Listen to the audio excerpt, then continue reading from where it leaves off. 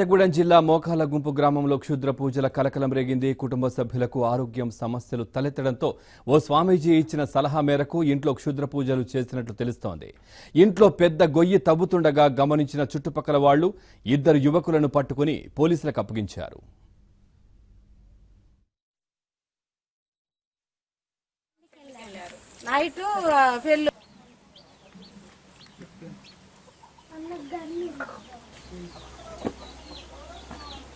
నూనె గిన్నె బాగా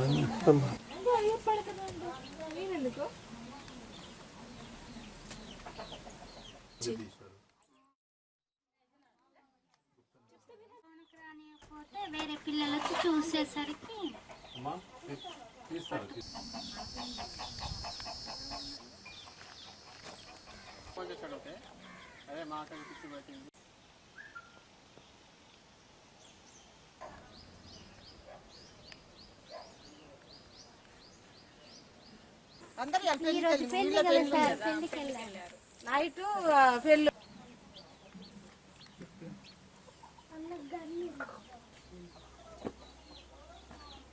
నూనె గిన్నె బాగా పోయింది. ఇంట్లో సౌండ్స్ వస్తున్నాయి. ఏంటా అనేసి వెళ్ళి చూసేసరికి గోతులు తవ్వుతున్నారు. ఊరు యూత్ వచ్చేసి గొడవ చేసేసారు. మొత్తం ఇంట్లో ఏవో చీరలు, పసుపు, కుంకుమ, నిమ్మకాయలు ఇలా మొత్తం పెట్టేసి ఒక 5 మెంబర్స్ దాకా ఉన్నారు. ఇది నిధులు దొరుకుతున్నాయని అన్నారు సార్.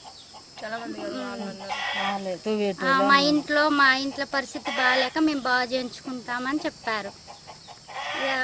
ఇద్దరినైతే పోలీసులకు అప్పచెప్తాం.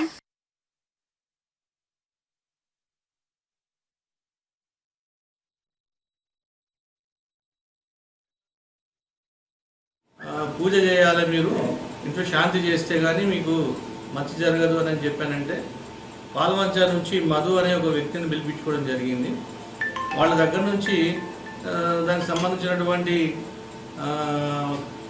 పువ్వులు, పండ్లు, గాజులు, తర్వాత కొబ్బరికాయలు, ఇవన్నీ కుంకుమ పూజ ఇవన్నీ తీసుకొని వచ్చి ఇంట్లో పూజ చేసి గొయ్యి తీసి దాంట్లో వేసి కప్పేసి పెట్టేసి ఉంచితే వాళ్ళకి ఏదో మేలు జరుగుద్ది, వాళ్ళ కుటుంబానికి మేలు జరుగుద్ది అనే తాపత్రయం మీద వాళ్ళు వాళ్ళ తమ్ముడిని పిలిపించి ఇంట్లో దిగడం చేస్తా గొయ్యి తవ్వుతూ ఉండగా 2 రోజులు తవ్వడం జరుగుతూ వచ్చింది.